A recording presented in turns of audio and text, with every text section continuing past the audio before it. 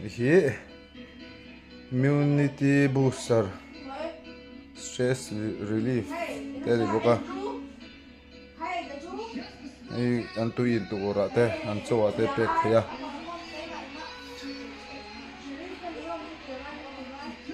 tui liter khata fian te chan ve pol tur ni kan lo piang ti hin gan siama tai gan pechin don ani ti hian in na hi paruk oma anon la sevak lawa chen khachon khunon zir tan so namaso le mena luman ti deu so light noin omvak dure lo to na tak chen tu na hian a pona hian zang e ni riat ani he alum pa ngai chung pa light no phei chu lum ri don lu tu kan ni he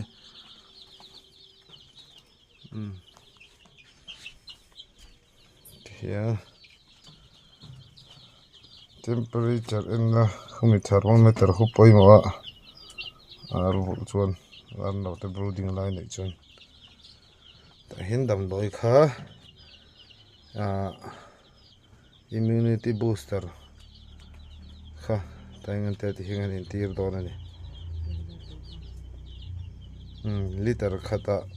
fian te chan vel hek tur ani